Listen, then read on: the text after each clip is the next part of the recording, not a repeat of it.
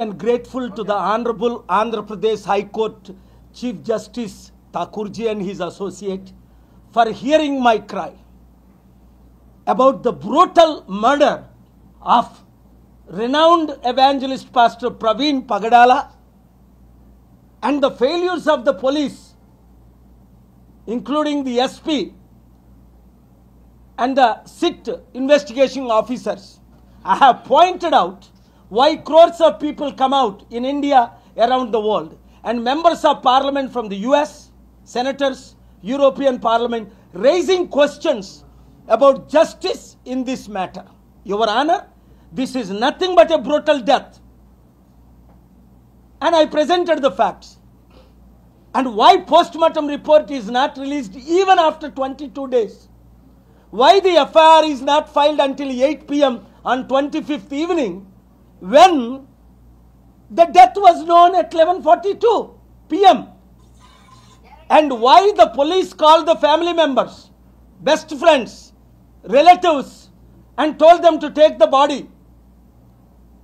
And why they have stopped the family members and friends not to open, which is the failure of Article 19, freedom of speech? Where is this investigation going on? And how they released illegal videos, Your Honor, before the investigation is completed? And I told him, Your Honor, I just came yesterday from Europe after a successful global summit. And the Honorable CJ asked about summit, about what? Graciously. There is war between Iran and Israel, Palestine, Russia, Ukraine, 56 major wars, 1,200 leaders are concerned, and a successful peace summit, which again I have next week. So the Honorable CJ understood the seriousness of this, how it is ruining Andhra Pradesh image, how it is ruining Indian image, how it is ruining police image, how it is ruining India globally, and how important it is to be accountable.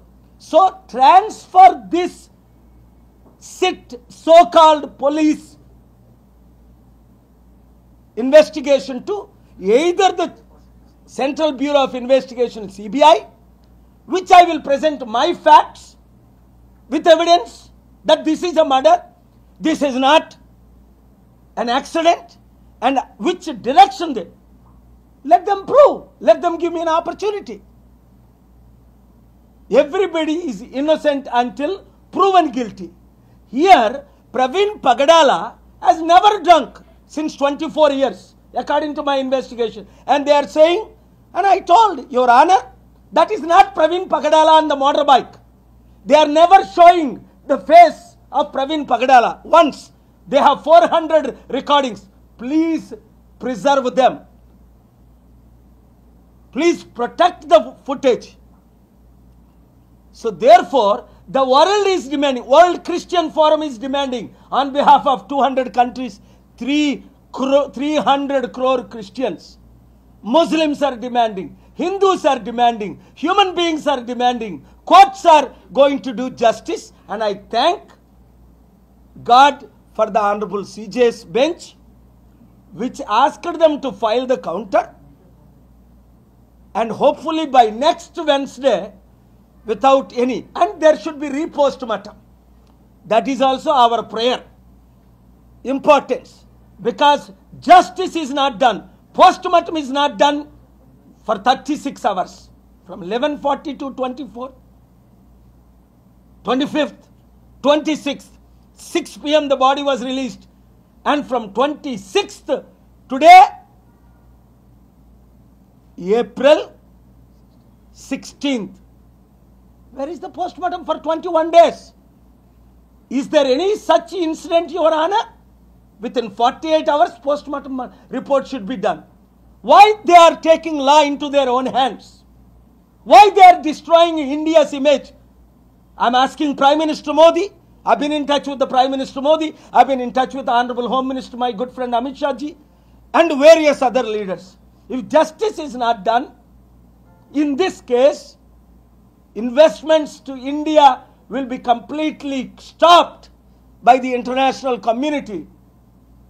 Therefore, I am happy today the Honorable Andhra Pradesh Court asked them to file detailed counter in this issue. Thank you very much. ఈ రోజు April 16 Andhra Pradesh high court 1లో before honourable chief justice Thakurji and his associate Praveen పగడాలది హత్య అని నేను open statements ఇచ్చాను. పోలీసులు investigation failure present చేశాను. 1999లో ఒడిశాలో గ్రహం స్ట్రెయిన్స్ ఆస్ట్రేలియన్ మిషనరీ 2 కొడుకుల్ని కాల్చేసినప్పుడు కంటే ఎక్కువ కోట్ల మంది ఈరోజు బయటికి ఎందుకు వచ్చారు?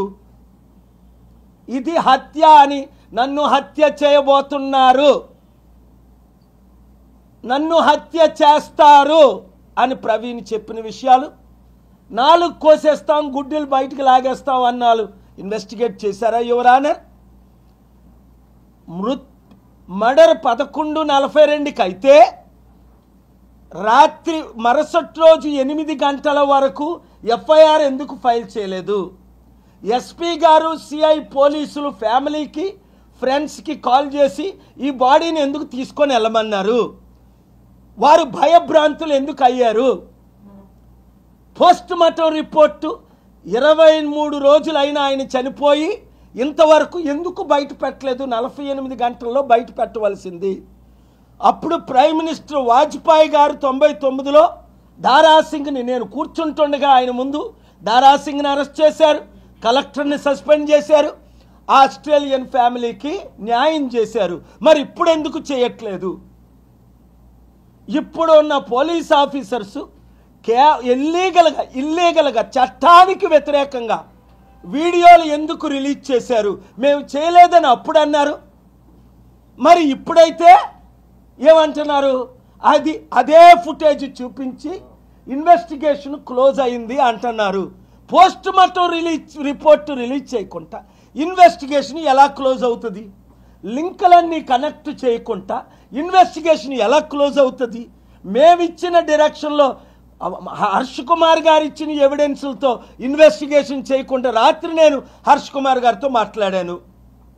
వారిచ్చిన ఇన్ఫర్మేషన్తో ఇన్వెస్టిగేషన్ ఆ కోణంలో, హత్య అని కోణంలో వాళ్ళు ఎందుకు చేయలేదు? ఇది యాక్సిడెంట్ అని ముందు నుంచి ఎందుకు చూపిస్తున్నారు?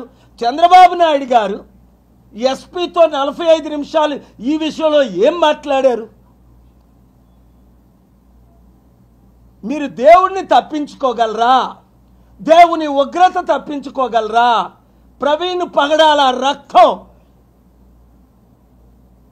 దేవునికి మొర పెట్టట్లేదా?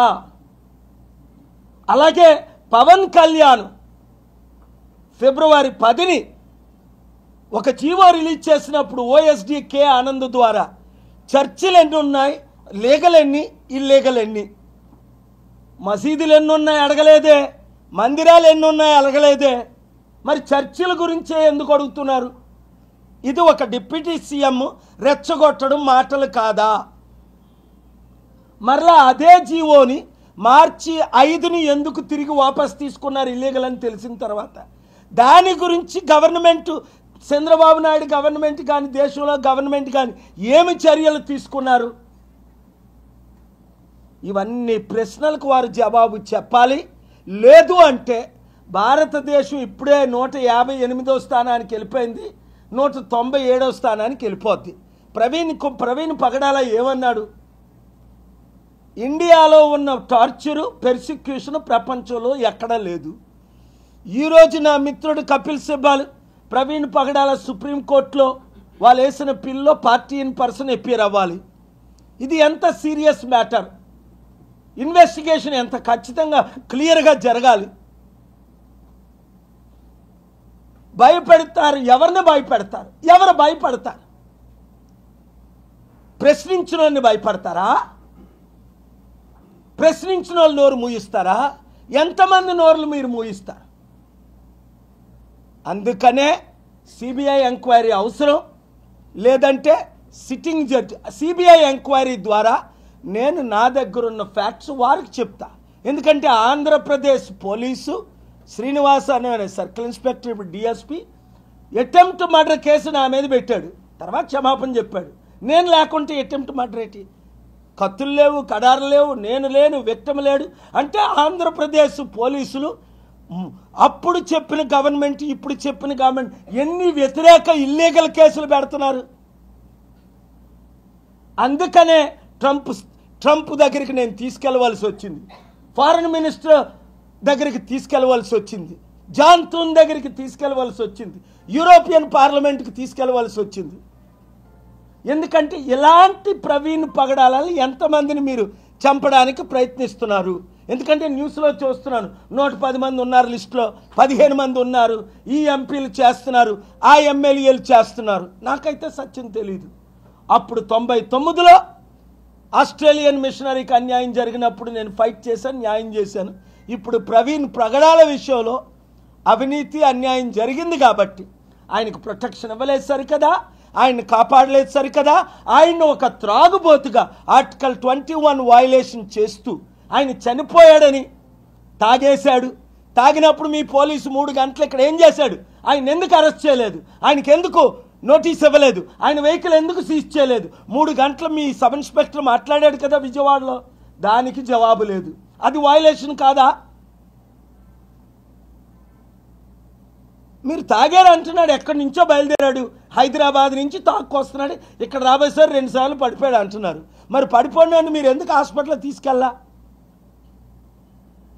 పడిపోయినాడు మీరు ఎందుకు అరెస్ట్ చేయాలా?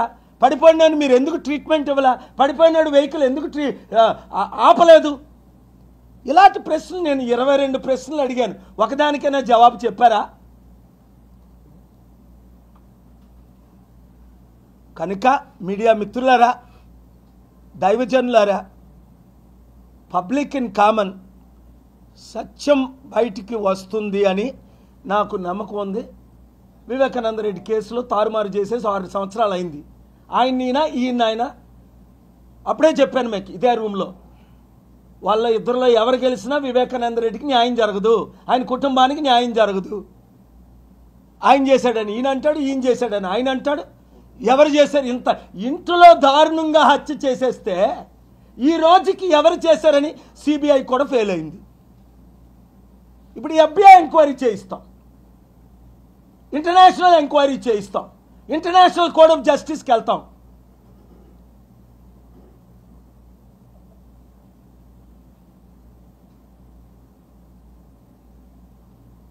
లడ్డు వివాదంతో క్రిస్టియన్స్ని హిందూస్ని రెచ్చగొట్టాలని చూశారు. అంత ఫేక్ రుజువు అయిపోయింది కదా, ఇది అంత ఫేక్ అని. సుప్రీంకోర్టుకి ఎందుకు వెళ్ళా? 100 కోట్ల హైందవుల మనోభావాలు దెబ్బతీశాడు అని 100 కోట్ల హైందవుల తరపుని సుప్రీంకోర్టుకి వెళ్ళి నేను ఫైట్ చేశాను, న్యాయం చేశాం. మరి ప్రవీణ్ పగడాల కొరకు న్యాయం చేయమా? మిత్రులారా, హిందూస్, ముస్లిమ్స్, క్రిస్టియన్స్ శాంతి కోరుకున్న ప్రతి ఒక్కరు, ఆనరబుల్ సిజే గారు శాంతి చూసారా? ఇవాళ హియరింగ్స్ మీరు చూసుంటారు. నా శాంతి సమిట్లో ఏమైంది యూరోప్లో తెలుసుకున్నారు. నెక్స్ట్ సమిట్ ఎప్పుడు చెప్పాను, అలాంటి సమిట్లు మీరు చేయాలి, మిమ్మల్ని డిస్టర్బ్ చేయము, ఈ మ్యాటర్ మేము కంటిన్యూ చేస్తాం అన్నారు. లేదు యువర్ ఆనర్, ఒకవేళ నెక్స్ట్ వీక్ నేనుంటే పర్సనల్గా ఆర్గ్యూ చేయకపోతే టెక్నీషియన్స్ దాన్ని ఆపుతున్నారు, నేను ఆన్లైన్లో ఎపేర్ అవుతుంటే ఇబ్బంది పెడుతున్నారనే ఉంది. సిబిఐ కూడా మీదే కదా, మా గవర్నమెంటా? ఉన్నది మీదే కదా, సెంట్రల్లోనే మీ కూటమి గవర్నమెంటే కదా, మీ మోదీ గవర్నమెంటే కదా, మీ పవన్ కళ్యాణ్ గవర్నమెంటే కదా సిబిఐ కూడా. మరి ఎందుకు ఇవ్వకూడదు? ఎందుకంటే నాకు వాళ్ళ మీద నమ్మకం ఉంది, నాకున్న రిలేషన్స్తో వాళ్ళకి నేను ఇన్ఫర్మేషన్ ఇస్తాను. లేదా చంద్రబాబు నాయుడు గారు మీరు పిలిస్తే ఇప్పటికేనో వస్తా, ఎవరెవరిని తీసుకురమ్మంటే వాళ్ళు తీసుకొని వస్తా, ఓపెన్గా కలమంటే ఓపెన్గా కలుస్తా, సీక్రెట్గా కలమంటే సీక్రెట్గా కలుస్తా. లేదా సిబిఐ ఎంక్వైరీ మీరు అడగండి, లేదా సిట్టింగ్ జడ్జితో రిటైర్డ్ ఐఏఎస్ ఆఫీసర్ని రికమెండ్ చేస్తాను, రిటైర్డ్ ఐపీఎస్ ఆఫీసర్ని రికమెండ్ చేస్తాను, ఒక సిట్టింగ్ జడ్జితో ఎంక్వైరీ చేయించండి, వాళ్ళకి నేను ఇన్ఫర్మేషన్ ఇస్తాను. నేను ఇచ్చిన ఇన్ఫర్మేషన్ తప్పు అయితే, నేను రుజువు చేయలేకపోతే సిబిఐ ద్వారా, ఫాస్ట్ ట్రాక్ కోర్టు ద్వారా, సిట్టింగ్ జడ్జి ద్వారా నేను ఇచ్చిన ఇన్ఫర్మేషన్ తప్పు అయితే ఏ శిక్షకైనా రెడీ. నేను ఒక మాట మాట్లాడాను అంటే దేవుడితో మాట్లాడిన తర్వాతే మాట్లాడతా, సత్యం తెలుసుకొనే మాట్లాడతా. ఎవరిలాగో గాల్లో మాట్లాడను. ఒక బిల్లు ఫైల్ చేశానంటే నేను సక్సెస్ అవుతానంటే, స్టీల్ ప్లాంట్ గురించి ఫైల్ చేసి సక్సెస్ అవ్వలేదా? ఆర్డర్స్ తీసుకురాలేదా? అమ్మకుంటా. ప్రత్యేక హోదా ఎందుకు రావాలని ఆర్డర్ తీసుకొచ్చాను. ఇప్పుడు దాకా మీరు కౌంటర్ వేశారా? జగన్మోహన్ రెడ్డి కానీ, మీరు కానీ, చంద్రబాబు నాయుడు కానీ, పవన్ కళ్యాణ్ కానీ వాళ్ళు స్పెషల్ స్టేటస్ ఇవ్వడానికి రెడీ ఉన్నారు. 6 నెలలు అయింది, మీరు ఎందుకు కౌంటర్ ఫైల్ చేయట్లేదు? ప్రత్యేక హోదా కావాలంటే మోదీ మొట్టికాయలు పెడతాడని, ప్రత్యేక హోదా వద్దంటే ప్రజల్లో మీరు ఎక్స్పోజ్ అవుతారని. నేను ప్రత్యేక హోదాకి డైరెక్షన్ తీసుకొస్తే మీరు ఎందుకు కౌంటర్ ఫైల్ చేయరు కోర్టులో? మీకు ప్రత్యేక హోదా వద్దనే కదా. ప్రత్యేక హోదా ద్వారా లక్షల ఉద్యోగాలు వస్తాయి, 100 కంపెనీలు వస్తాయి, లక్షల కోట్లు వస్తాయి, న్యాయం జరుగుతుంది కదా. Thank you very much. God bless you. Counter తీసుకొని వెళ్ళాం, వారు ముందు కౌంటర్ ఏమని అన్నారు. నేను చెప్పాను, ఇప్పుడు మేము మాట్లాడి అని చెప్పాను. అప్పుడు వాజ్పేయి టైంలో ఎలా న్యాయం జరిగింది, ఇది మర్డర్ ఎలాగా, పోస్ట్ మార్టం రిపోర్ట్ ఎందుకు రాలేదు, పోస్ట్ మార్టం రిపోర్ట్ ఇంతవరకు ఎందుకు రాలేదు, 1 ఎఫ్ఐఆర్ దాదాపు 20 గంటలు ఎందుకు ఫైల్ అవ్వలేదు, 2 పోలీసులు కాల్ చేసి ఫ్యామిలీని, బంధువుల్ని, ప్రియమిత్రుల్ని ఎందుకు జడిపించారు, ఎందుకు మాట్లాడొద్దు అన్నారు, ఎందుకు డెడ్ బాడీ తీసుకోమన్నారు, ఒకే కోణంలో యాక్సిడెంట్ అని చనిపోయినోడి మీద తాగాడు అంటున్నారు, తాగినట్టు రుజువులు లేవు, అది ప్రవీణే కాదు డూప్ ప్రవీణ్ అని నా దగ్గర రుజువులు ఉన్నాయి. వాళ్ళు కౌంటర్ ఫైల్ చేయండి, వింటానన్నారు. అంటే 400 సీసీ కెమెరాలు, కొంతమంది వ్యక్తుల్ని, కుటుంబ సభ్యులను అంతా విచారణ చేసిన తర్వాతే ఈ సీసీ ఫుటేజ్ బయట పెడతాను మన IG Ashok Kumar press meet పెట్టి మాట్లాడారు. రెండోది, ఈ కేసు ఇక్కడతో క్లోజ్ అయిపోయింది. కేసు గురించి మాట్లాడితే వాళ్ళ చట్టపరమైన చర్యలు తీసుకుంటాం. తీసుకో, ఏం చట్టపరమైన చర్యలు తీసుకుంటావు? నువ్వు ఎవడ జడిస్తాడే? నువ్వు చట్టపరమైన చర్యలు తీసుకుంటావండి, ఏడు తీసుకుంటావు? మాట్లాడొద్దా? ఆర్టికల్ 19 రద్దు చేసాయి, ఆర్టికల్ 14 ఈక్వాలిటీ రద్దు చేసాయి, ఆర్టికల్ 21 రద్దు చేసాయి. డెమోక్రసీ లేదని డిక్టేటర్షిప్ చైనా లాగా, రష్యా లాగా ఇక్కడ కూడా డిక్లేర్ చేశాయి. జడిపించేది ఎవరిని? జడిసేది ఎవరు? నువ్వు ఎవరికో జడిపిస్తావు, కేపాలు జడిపించలేవు. నేను ప్రశ్నలు అడుగుతున్నాను, చట్ట ప్రకారంగా ప్రశ్నలు అడుగుతున్నాను. మన ట్రంప్కి ప్రశ్నలు అడిగాను, కండిషన్లు పెట్టాను, మోదీని ప్రశ్నలు అడగమన్నాను. ఈ ట్రిప్లో ట్రంప్ మోదీని ప్రశ్నలు అడిగాడు. ట్రంప్ గురించే నేను బుక్ రాసి save America and the world from Trump అని బుక్ రాశాను, చూసావా? చదువు. అది సేవ్ ఇండియా ఫ్రమ్ మోదీ అని బుక్ రాశాను, చదివావా? ఇది చట్ట ప్రకారం ఎవడి మీద చర్యలు తీసుకుంటారు? చంపిన వాళ్ళ మీద చర్యలు తీసుకుంటారా? నేను చెప్పాను కదా, నా స్పిరిచువల్ బటన్ నొక్కితే ఫినిష్. నొక్కలా, న్యాయం కొరకు వెయిట్ చేస్తున్నా. నా స్పిరిచువల్ పవర్స్, నా ఇంటర్నేషనల్ బటన్ నొక్కాను. ప్రపంచం అంతా ఈ విషయం చెప్పాను, నేనే చెప్పా. సత్యం బయటికి తీసుకొచ్చా. పోస్ట్ మార్టం దగ్గరికి వెళ్ళా. ఎందుకు? ఒక లడ్డూ వివాదంగా సుప్రీంకోర్టు దాకా వెళ్ళాను. ఎందుకు? 100 కోట్ల హైందవుల మనోభావాలు దెబ్బతీసినట్టు మాట్లాడారు కనుక జస్టిస్ గవాయ్ గారి ముందు మాట్లాడాను. నెక్స్ట్ మంత్లో ఆయనే సీజే. ఎవరి గురించైనా న్యాయం చేస్తాను నేను. ఇది క్రిస్టియనా, హిందూవా, ముస్లిమా ఇష్యూ కాదు. ప్రవీణ్ పగడాల ఫాదర్ ముస్లిము, మదర్ క్రిస్టియన్ అట. ఎంత మంచి కుటుంబాలు బ్రతికి ఉన్నారా? వాళ్ళని కలుస్తాం. నేను కలలేదు ఇంక వాళ్ళని. చాలామందితో మాట్లాడాను. నేను ఐజీ గారి రిపోర్టు ప్రెస్ మీట్ నేను విన్నాను యూరోప్లో నుండి. కొత్తదేం ఆయన రిలీజ్ చేయలేదు, కొత్త ఏం ప్రూవ్ చేయలేదు. ఎస్పీ గారు ఏమన్నారు? ఆ ఎస్పీ ఈ ఫుటేజ్ మేము రిలీజ్ చేయలేదు అన్నాడు. ఆయనే అన్నారు. మరి అదే ఫుటేజ్ ఇప్పుడు చూపించారు. అర్థమేంటి అంటే ఐజీకి ఎస్పీకి మేము ఈ ఫుటేజ్ రిలీజ్ చేయలేదు అన్నారు. T5లో నా ఇంటర్వ్యూ అయినప్పుడు. మేము చేయలేదు అన్నారు. మరి ఆ ఫుటేజ్ ఇప్పుడు ఎలా చేశారు వీళ్ళు? Questions answer if you have courage. నేను శాంతిగా ఉండమంటున్నాను అందరినీ, కనుక శాంతిగా ఉన్నారు. కుర్రోళ్ళు రెచ్చిపోయి ఉన్నారు. నిన్న రాత్రి ఎంతమంది వచ్చారు టీమ్స్? కుర్రోళ్ళు బ్లడ్ బాయిల్ అయిపోతుంది. వద్దు, శాంతిగా ఉండండి, న్యాయం జరుగుతుంది. ఓపెన్గా ధర్నాలు చేయకండి, శాంతి మీటింగులు పెడదాం, రోడ్ల మీదకి రాకండి.